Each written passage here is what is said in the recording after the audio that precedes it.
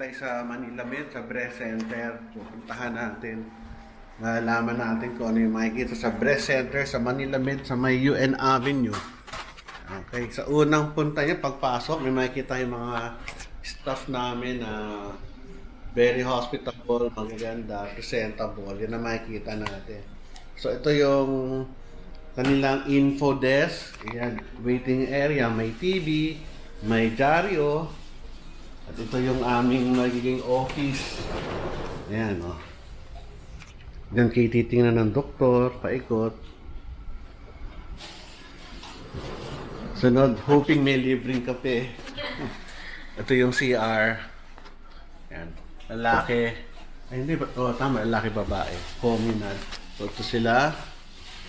Meron tayong consultation room at may ultrasound machine. Buksan natin. Diba? Ayos ha.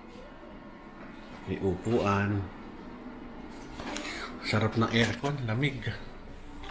Patayin natin ilaw. Sunod. Ito, upuan ng mga pasyente. Mammogram. Dito iipitin yung suso nyo para makita yung bukol.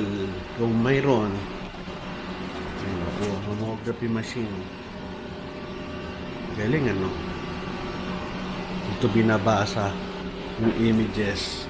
Ang mammography machine, ito yung x-ray ng suso na kahit maliit lang yung bukol nakikita.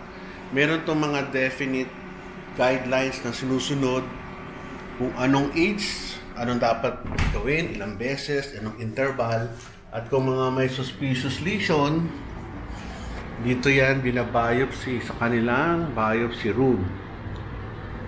Ayos ba? Hihiga sila, tutusukin ng karayom after malagyan ng local anesthesia yung kanilang balat. Ba? May si ano naman dito?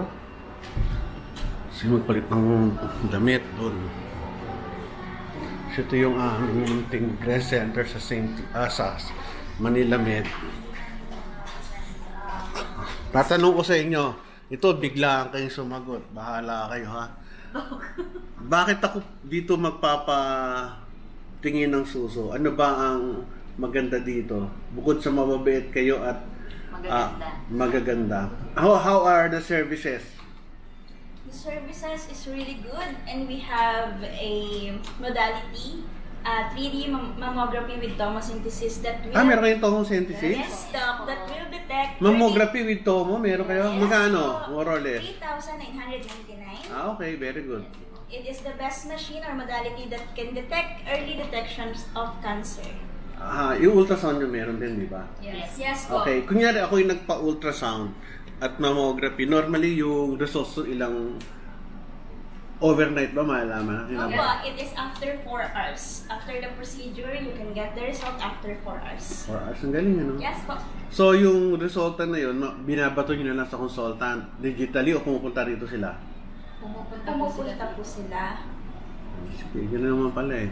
Kaya kung meron kayong problema sa suso, punta na kayo sa breast center ng Manila Med. Sa may UN Avenue, sa may likod ng... May McDonald's pa ba? Yes po. May McDonald's, may Popeyes. Sunod, meron ho tayo rito, parking doon sa may General Ura sa taas ng Popeyes. Sinasabi ko yung mga brand kasi yun talaga yung totoo eh. Para madaling mahanap kasi walang parking ito sa main building.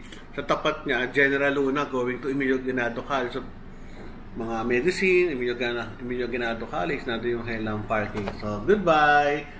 Sino hanapin lang? Sino to? My name is Krista. My name is Dang. Ayoko na dito. Ma'am Mitch po. Mitch, again. Joke lang sila. Yun lang, breast center ha. Punta kayo dito. Ang tandaan nyo sa breast center, kahit maliit lang na bukol, nadidetect yan through mammography by ultrasound, hindi nyo ito napapalpate.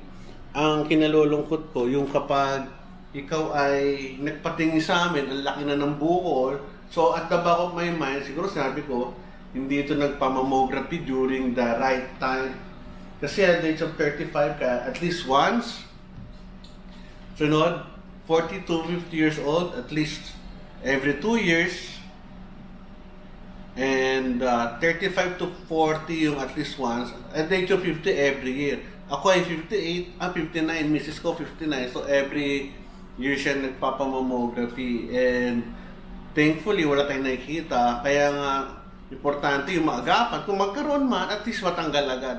Mas maliit ang chance na mag-metastasis or pumunta sa iba't ibang parte ng katawan. Mas mura ang treatment at saka ang survival, mas maganda. Happy life lang tayo. Sige, bye-bye! Bye-bye! Thank you!